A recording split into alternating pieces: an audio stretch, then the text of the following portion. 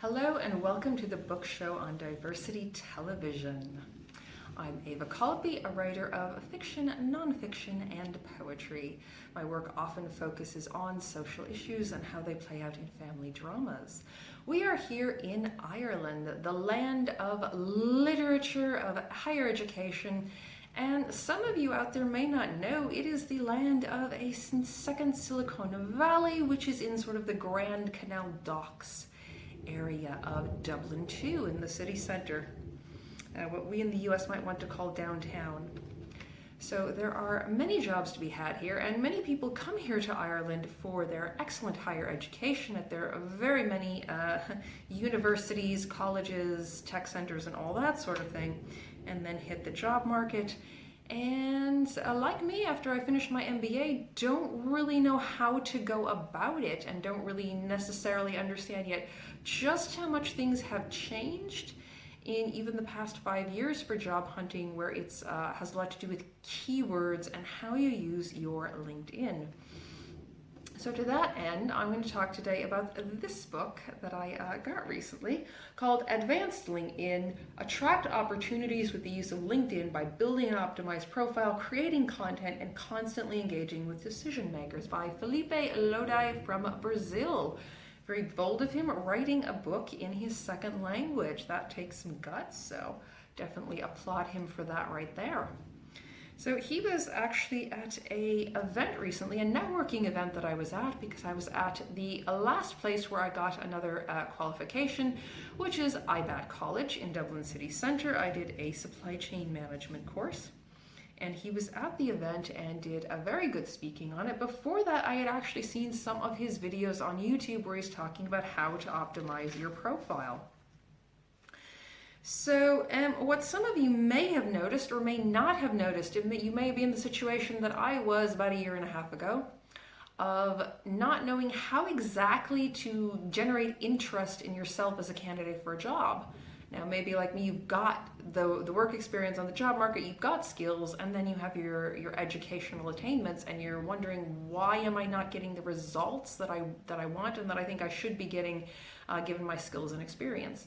And the answer, as it turns out, as I'd begun to notice with some recruitment agencies, but quite frankly, most of them, and they'll remain nameless, they were quite rude and unhelpful and just really not nice to deal with. There was one or two that actually gave me some really useful advice about how a lot of what's done with your work history comes down to how you're wording it, how you're telling the story of your life, and maybe why you went from one job to another, if you switched industries, why you did that. And a lot of it is, with a lot of these different workplaces, what they're doing is they're running your work history, your CV, or in my country, your resume, through a computer system, and if it doesn't have all the keywords they're looking for, boom, you're out. They're no human beings even going to look at it. So you may or may not know about that, but it doesn't mean you necessarily know how to reword things in your work history to get the results that you're kind of trying to go for. And that is the kind of thing that he gets into with his book, where he's talking about things like keywords, the language you use, how to make it more engaging, and even how to bring out skills that you have that you may not have thought of as something that you should be listing in your work history.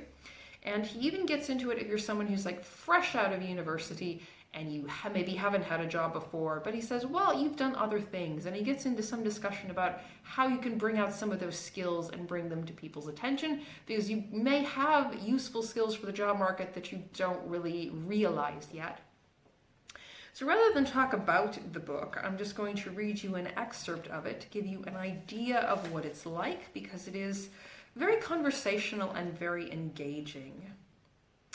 So, I bet you're thinking about the risk of using something new and being bold on the network. I will tell you that this is what this book is all about: being different and audacious, standing out.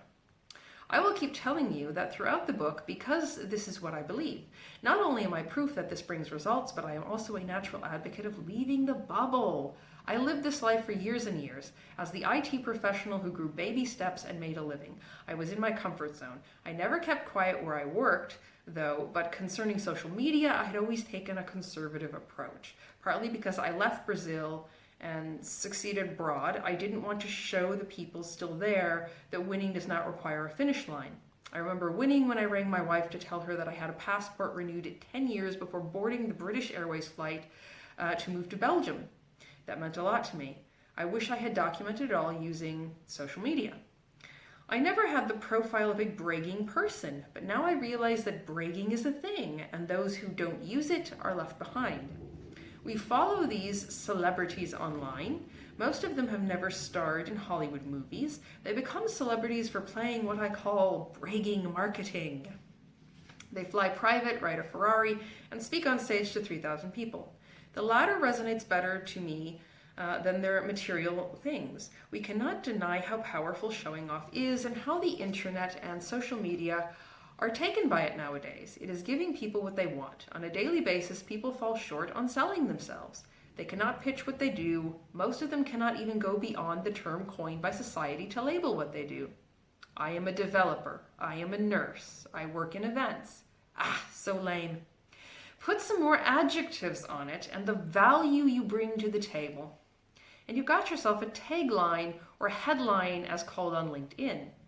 So I ask, why aren't you being bold when explaining what you do? You are faced with this question way more than you think. You are presented with this question when you need the will to exercise in the morning. You are presented with this question when someone talks with you in the elevator. You are presented with this question when you meet a new person, when waiting for your kid to finish her judo class. If you want to be labeled and belong to a group or a class of professionals, you will be limited to the salaries they get and to the list of leads, people who downloaded your ebook from your website. A label will limit you. A tagline will widen your horizons. You will see their eyebrows raise when you deliberately say that you make companies save money or that you save lives for a living. Bold, isn't it? It is another approach. So highlighting that again, earlier he said someone might say, I am a nurse. So for example, on their LinkedIn, that might be nurse. They have their name and then their job title. And he's saying for what LinkedIn calls a headline, it would be better to say something like, I save lives for a living. I save lives, that is my value. So he gets you to think about the things in new ways. Now that's just one little example. He knows a ton about the subject and is very happy to share it with everyone. So this is a very useful book for not just the specific little bits of advice, but it's a way of changing your thinking about how you're approaching these things, which can be very useful in actually helping you to stand out to recruiters and get a better job. So that is what I'm recommending today. Felipe Lodi with Advanced LinkedIn. So thank you for watching the book show on Diversity Television. I'm Ava Colopy here in Ireland, and I hope you will join us again next time for more books and opinions. To all our viewers out there, I hope you find what you're looking for.